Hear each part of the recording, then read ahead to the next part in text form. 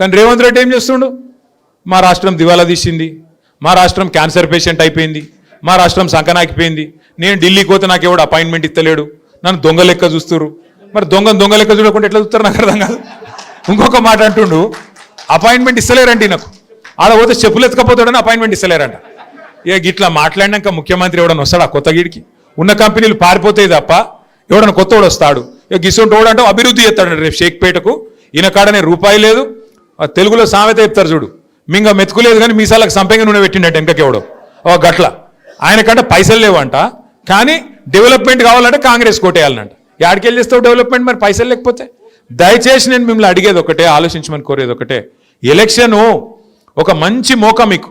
ఎందుకంటే మళ్ళీ ఇప్పుడు తప్పిపోయిందంటే మళ్ళీ జిహెచ్ఎంసీ దాకా దొరకడు కాంగ్రెస్ వాడు.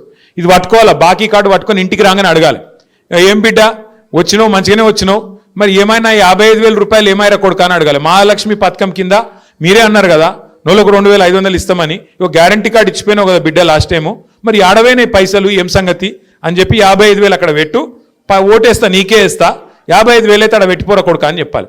ఇంకొక డేంజర్ కూడా ఉన్నది మీకు యాడ్ చేస్తున్నా, నేను ముందే చెప్తున్నా.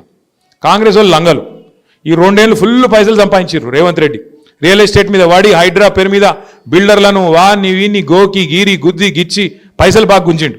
ఫుల్ పైసలనే ఆయన కాడ. ఓటుకు 10,000 ఇచ్చినా ఇస్తాడు.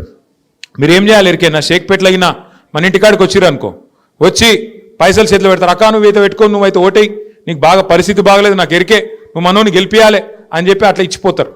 మీరు ఏం చేయాలి తెలుసా? వాళ్ళు హుషారుగా వాళ్ళు కూడా కాంగ్రెస్ వాళ్ళు పైసలు చేతిలో పెట్టి మిమ్మల్ని ప్రమాణం చేయమంటారు. దేవుని పటం మీదనో, పిల్లల మీదనో, కుటుంబం మీదనో ప్రమాణం చేయమంటారు. మీరేం చేయాలి? ఒక మంచి సీక్రెట్ చెప్తాను, ఇన్నూరు జర జాగ్రత్తగా ఇన్నూరు. ఇది ఒక్కటి, అక్క జర ఫోన్ పెట్టి నీకు దండం పెడతా. మీ ఆయన మంచిగానే ఉన్నాడు ఫోన్ పెట్టి. అయితే వాళ్ళు వస్తారు, చాలా డేంజర్ ముచ్చట చెప్తున్నా, పెద్దమ్మకి చెప్పు, డేంజర్ ముచ్చట చెప్తున్నా ఇను. అయితే వాళ్ళు పైసలు ఇస్తారు, ప్రమాణం చేయమంటారు. మీరు ఏం చేయాలి ఎరికేనా? చేయి ఆపాలి, కళ్ళు మూసుకోవాలి, లోపల తుప్పాలు తుప్పాలు తుప్పాలు తుప్పాలు అనుకోవాలి. అర్థమైందా? అప్పుడు ఇంకేం ఒట్టు పెట్టినా అది చెల్లదిగా. ఇక వాడు ఏం చెప్పమంటే చెప్పాలి, లోపల తుప్పాలు తుప్పాలు అనుకొని చెప్పాలి. ఓటు ఎటు గుద్దాలి, ఓటు ఎటు పడాలి? కారు గుర్తే పొరపాటున మళ్ళీ హాత్ పార్టీ కొట్టేస్తే మళ్ళీ హాత్ ఇస్తారు.